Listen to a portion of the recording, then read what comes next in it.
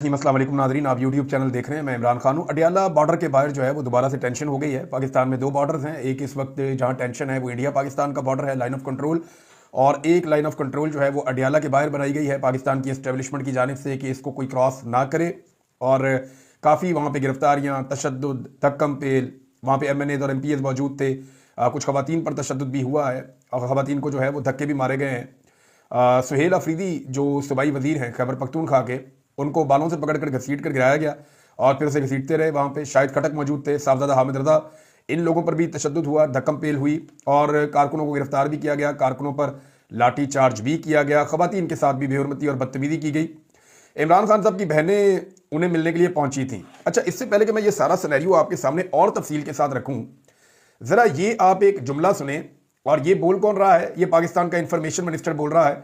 और बोल कहाँ रहा है? पाकिस्तान की कौमी असेंबली में। ये सुने आप। बात की कायल है, मुझे जो पूछेगा मैं उसे कहूंगा कि इमरान खान भी उतना अच्छा जितनी हमारी लीडरशिप अच्छी है, क्योंकि आज बात पाकिस्तान की है। आपस में लड़ने के लिए बहुत टाइम है, महीने बाद लड़ लेंगे, 2 महीने बाद लड़ लेंगे, तो मेरा गिरबान पकड़ लेना, मैं तुम्हारा गिरबान पकड़ लूंगा। लो जी, ये इंफॉर्मेशन मिनिस्टर कह रहा है कि इमरान खान अच्छा है और हम आपस में नहीं लड़ना चाहते, और कौमी यकजहती की बात कर रहा है इंफॉर्मेशन मिनिस्टर कौमी असेंबली में खड़ा होकर। अब ये अगर आप इसको सुने और इसको सुनने के बाद आप ये वाली तस्वीर और मनाजिर देखें, ये जो अब आपको नजर आ रहे हैं, इनको देखें, तो फिर आपको क्या समझ आती है कि इस शख्स ने जो बात की है वो बात क्या है? वो बात है, यानी आपके दिमाग में जो वाहिद लफ्ज आएगा वो आएगा मुनाफकत का, कि ये मुनाफकत है। यानी अपने मुंह से कहना कुछ और करना कुछ और। भाई, अगर कौमी यकजहती करनी है और इमरान खान अच्छा है और आप इस वक्त लड़ाई नहीं करना चाहते, मुल्क को इकट्ठा करना चाहते हैं, तो ये अडियाला के बाहर तमाशा क्यों लगाया हुआ है एस्टेब्लिशमेंट ने और आपने मिलकर? सिर्फ वजह यह है कि इमरान खान साहब की मुलाकात ना हो सके। देखिए, मैं एक चीज नोट कर रहा हूं कि अगर आप पाकिस्तान के खिलाफ है ना, या आप पाकिस्तान के दुश्मन हैं, तो आपके साथ कानून के मुताबिक सलूक होता है इस मुल्क में। यानी कुलभूषण यादव को ले लें, सरबजीत सिंह को ले लें, मनजीत सिंह को ले लें, या नरेंद्र मोदी को ले लें, या बाकी लोगों को आप ले लें, जो लोग भी पाकिस्तान के खिलाफ हैं या पाकिस्तान के साथ दुश्मनी करते हैं, उनके साथ कानून के मुताबिक सलूक होता है। जैसा कि कुलभूषण यादव है। कुलभूषण यादव की मुलाकात उनकी फैमिली के साथ बड़े अच्छे माहौल में, इन्वायरमेंट में करवाई जाती है, बड़े शानदार तरीके से पूरे प्रोटोकॉल्स हैं उसके, और उनके मुताबिक मामला देखा जाता है, क्योंकि वो पाकिस्तान का दुश्मन है। पाकिस्तान का दुश्मन होना पाकिस्तान में कोई बहुत बड़ी बात नहीं है। अगर आप एस्टेब्लिशमेंट के खिलाफ हो गए हैं, या एस्टेब्लिशमेंट आपकी दुश्मन बन गई है, या एस्टेब्लिशमेंट के मफादात के सामने आकर आप खड़े हो गए हैं, या आपको लगता है कि एस्टेब्लिशमेंट मुल्क के साथ ज्यादती कर रही है, तो फिर आपके साथ कानून के मुताबिक नहीं निपटा जाएगा। फिर जुल्म होगा, जबर होगा, फस्तायत होगी, ना कोई आइन को माना जाएगा, ना कानून को माना जाएगा, फिर आपके साथ इंसानियत सोच सलूक किया जाएगा। तो कितना बड़ा फर्क है। यानी पाकिस्तान के अंदर पाकिस्तान से दुश्मनी करना, इसकी कोई कीमत नहीं चुकानी पड़ती, लेकिन पाकिस्तान के अंदर जब आप एस्टेब्लिशमेंट के साथ मत्था लगा लेते हैं तो आपको उसकी कीमत चुकानी पड़ती है, क्योंकि पाकिस्तान की एस्टेब्लिशमेंट यह समझती है कि मुल्क से ज्यादा वो खुद इंपॉर्टेंट हैं। मुल्क के बारे में आप कुछ भी करें, कोई डंडा नहीं चलेगा। मुल्क को आप लूटें, करप्शन करें, बेईमानी करें, आपके एस्टेब्लिशमेंट के साथ ताल्लुकात ठीक होने चाहिए। आप जो मर्जी करें, आप मनी लॉन्ड्रिंग करें, आपके एस्टेब्लिशमेंट के साथ ताल्लुकात ठीक होने चाहिए। आप इंडिया का साथ दें, आपके एस्टेब्लिशमेंट के साथ ताल्लुकात ठीक होने चाहिए।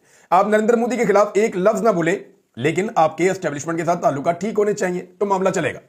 लेकिन अगर आप नरेंद्र मोदी के खिलाफ भी बोलें, आप जितने मर्जी ईमानदार हैं, जितने मर्जी मुहिब वतन हैं, आप पाकिस्तान के लिए जान भी कुर्बान कर दें अरशद शरीफ की तरह, लेकिन अगर आपकी एस्टेब्लिशमेंट के साथ मुखालफत हो गई है, तो फिर आप गद्दार भी हैं और आपके खिलाफ हर तरह की वो फस्तायत और जबर और जुल्म किया जाएगा जिसका आप तसव्वुर भी नहीं कर सकते।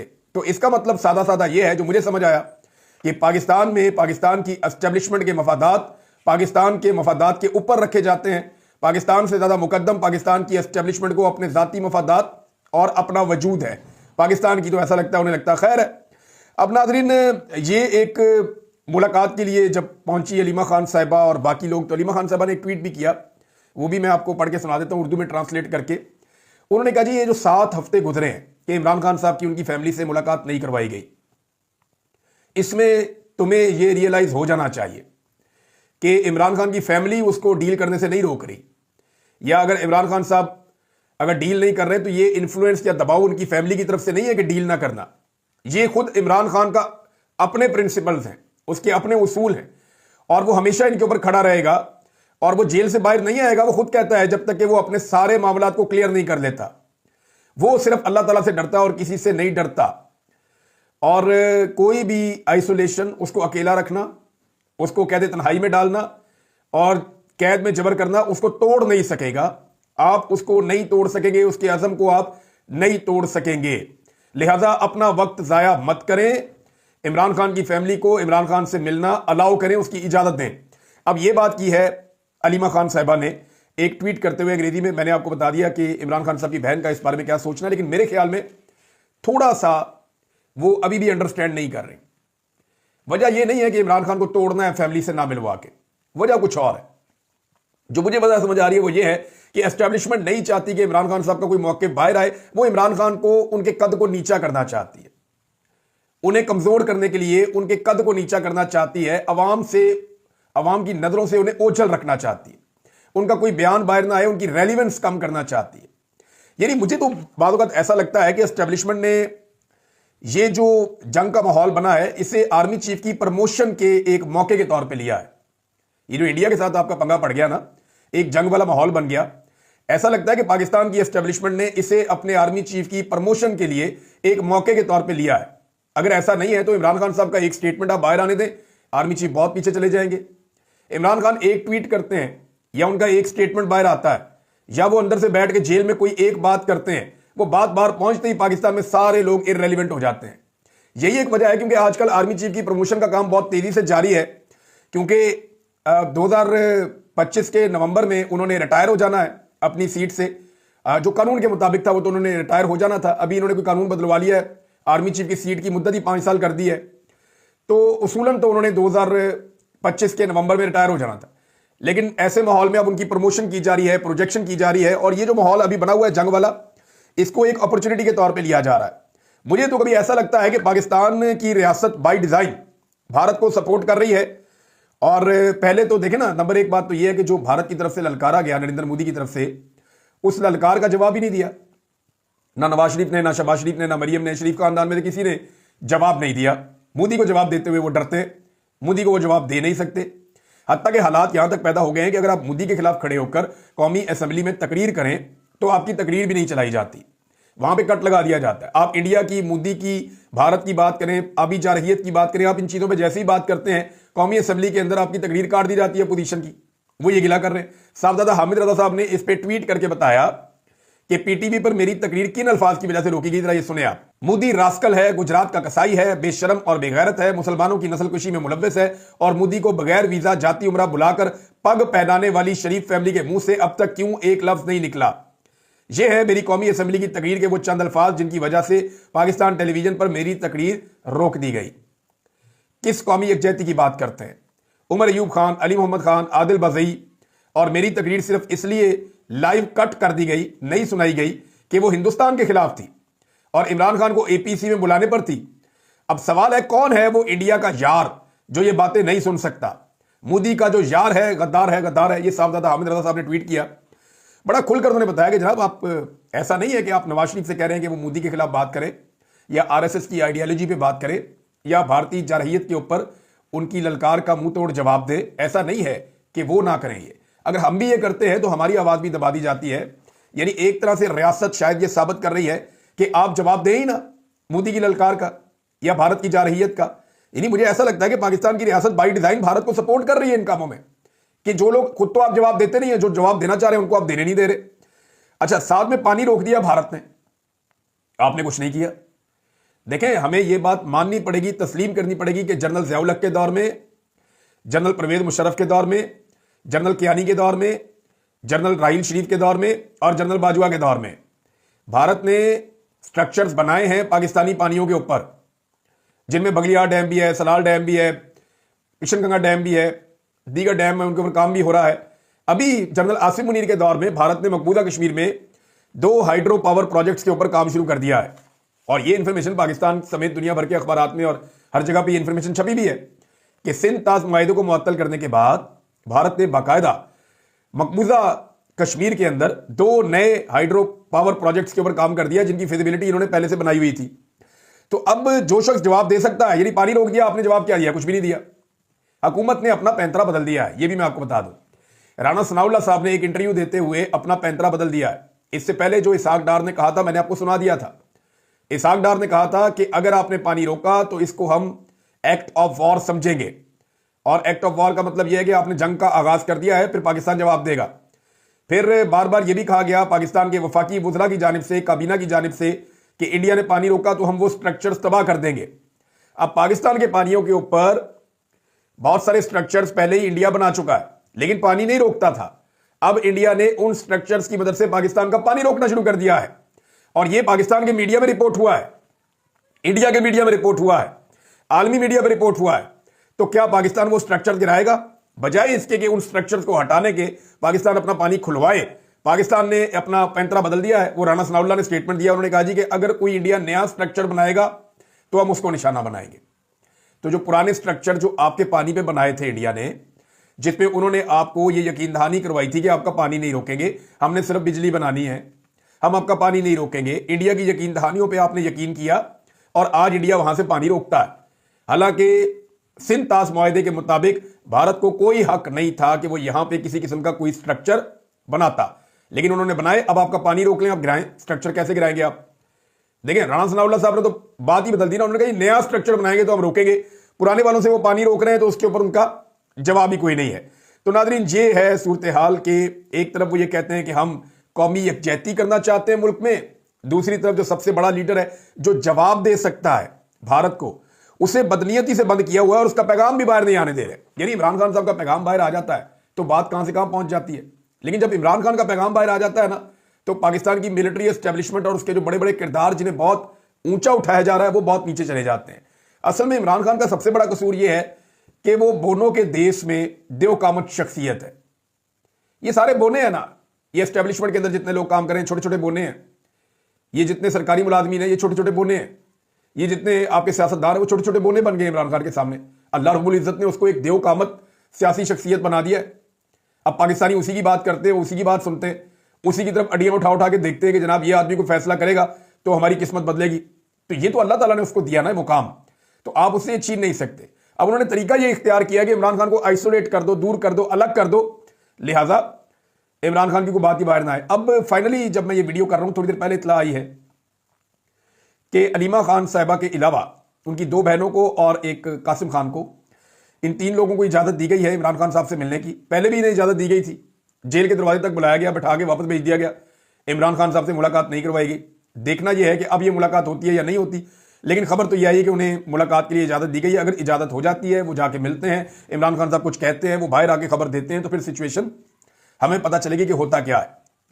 अब नाज़रीन, पाकिस्तान ने अपना दिफाई बजट हंगामी तौर पर 18% मजीद बढ़ा लिया है। पाकिस्तान एक गरीब मुल्क है, कमज़ोर मुल्क है मईशत के एतबार से, तो पाकिस्तान ने अपना दिफाई बजट हंगामी तौर पे 18% बढ़ा लिया है। इसके ऊपर IMF का भी रद्दमल आएगा, पाकिस्तान के ऊपर भी बड़े असरात होंगे।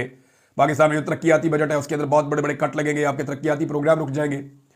तो ये सारा कुछ रोकने के बाद पाकिस्तान का दिफाई बजट हंगामी तौर पर 18% बढ़ाने का फैसला किया गया। क्योंकि देखें, जब आपके सर्वाइवल का मामला होता है ना, आपकी वक़ा का मामला होता है, तो फिर आप अपना पहला पैसा जो है वो अपने दिफा के ऊपर आप लगाते हैं, आप अपनी जंग की तैयारी करते हैं और आप कोशिश करते हैं कि आप अपना दिफा मजबूत करें। अब भारत ने पाकिस्तान का पानी रोका है, हमने अपना बजट दिफाई बढ़ा दिया है 18%। पाकिस्तान पीपल्स पार्टी ने, PMLN ने, सबने मिलकर इस फैसले के ऊपर अमल कर दिया है कि जी हंगामी तौर पे बजट बढ़ाने का फैसला किया गया है। तो अब हमें अपना पानी जो है वो भारत से महफूज रखना है, और यही वो मसला है जो बड़े लंबे अरसे से पाकिस्तान को फेस करना पड़ रहा था, पानी का मसला। और इसके बारे में बहुत सारे लोग जो है वो अक्सर ये कहते रहते थे कि पाकिस्तान और भारत के बीच में खुदा ना खास्ता अगर कोई फैसला कुन लड़ाई हुई तो वो पानी के मामले के ऊपर होगी, क्योंकि पानी भारत रोकेगा और पाकिस्तान इसे बर्दाश्त नहीं कर सकेगा। नादरीन, एक और डेवलपमेंट हुई है, लेकिन पहले मैं आपको तहरीक तहफ़्फ़ुज़ आईन पाकिस्तान के कुछ बड़े अहम नुकात हैं वो आपको मैं पढ़ के सुना दूं। नादरीन, अपोजिशन का जो इत्तेहाद है उसका नाम है तहरीक तहफ़्फ़ुज़ आईन पाकिस्तान। अब उन्होंने अपना एक एजेंडा दिया है जिस एजेंडे के तहत ये तहरीक को आगे लेकर चलेंगे। अगर आप एजेंडा पढ़ें तो इसमें पाकिस्तान के मसाइल का वाकई हल मौजूद है और बड़ा शानदार एजेंडा इन्होंने पेश किया है। ये हर पाकिस्तानी को सुनना चाहिए और समझना चाहिए कि पाकिस्तान को आगे बढ़ने के लिए कौन सी ऐसी चीजें हैं जो जरूर करनी पड़ेंगी। जो पहली शिक है, ये जो एलामिया जारी किया गया है अपोजिशन की जानिब से, उसकी जो पहली शिक है ये मुस्तफा नवाज खोखर साहब ने शिकें पढ़ के सुनाई है। पहली शिक में ही 8 फरवरी के इंतखाबात को कलअदम करार देने और मुल्क में नए इंतखाबात करवाने का मुतालबा कर दिया गया। ऐसे इंतखाबात करवाए जाएं जिनमें एजेंसियों और इदारों का कोई किरदार ना हो। दूसरा, आइन के आर्टिकल 8 से 28 तक जो कि बुनियादी इंसानी हकूक से मुताल्लिक हैं, पाकिस्तान में उन पर अमल दरामद अमलन ख़त्म हो चुका है। पीका एक्ट और 26वीं तरमीम जैसी काली कानून साजी इस काली असम्बली से करवाई गई, जो अपोजिशन इत्तेहाद इसे मुस्तरद करता है।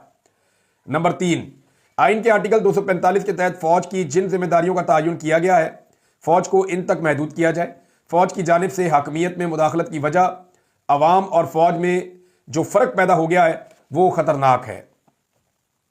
नंबर 4, अपोजिशन इत्तेहाद मुतालबा करता है कि नेशनल एक्शन प्लान पर मुकम्मल अमल दरामद किया जाए। मुल्क में दहशतगर्दी और मुल्क के एक बड़े हिस्से पर रियासत की रिट खत्म होने और पारा चनार समेत मुल्क में फिरका वारियत के बढ़ने की अपोजिशन इत्तेहाद मजम्मत करता है, तशवीश का इजहार करता है।